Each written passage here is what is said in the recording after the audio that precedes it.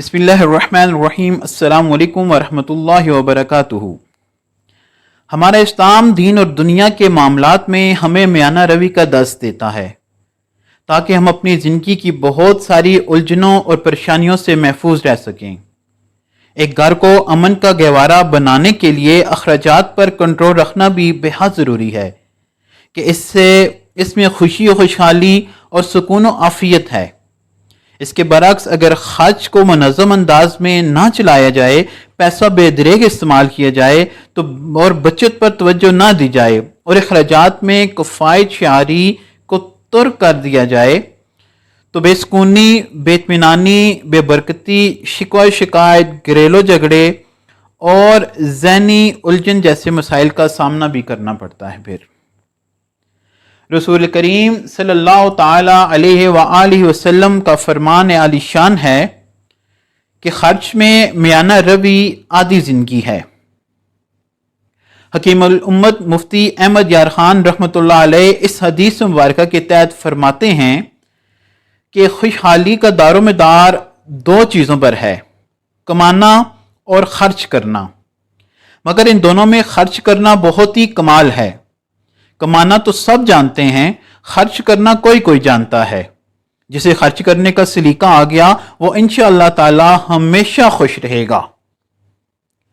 آج ہم محض دکھاوے کے شوق یا دوسروں سے آگے بڑھنے کی خواہش یا جھوٹی خوشیوں کی خاطر اپنے بجٹ کا زیادہ تر حصہ کبھی فیشن کے نام پر، کبھی مہنگے ریسٹورنٹ میں کھانا کھا کر، کبھی نئے موبائل، نئے سواری اور نئے فرنیچر کی وجہ سے، کبھی بلا ضرورت گھر کی تزئین و آرائش کر کے اور کبھی تقریبات میں نت نئے ملبوسات اور جولری کے نام پر خرچ کر ڈالتے ہیں اور پھر طرح طرح کے مسائل کا شکار بھی ہوتے ہیں، دوسروں پر بوجھ بنتے ہیں اور لوگوں سے ادھار مانگتے نظر آتے ہیں۔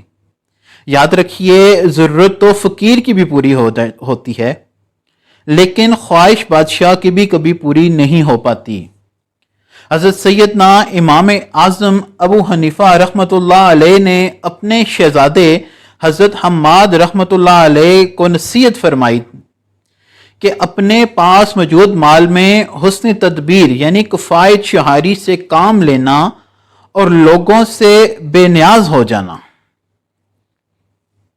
ماہانہ آمدنی کو معقول طریقے سے استعمال کیجیے، غور فرمائیے کہ کب، کہاں، کیوں، کیسے اور کتنا خرچ کرنا ہے۔ معاشرے کے رجحانات کو مت دیکھیے بلکہ اپنی چادر دیکھ کر پاؤں پھیلائیے اور ہرگز نہ سوچیے کہ لوگ کیا کہیں گے۔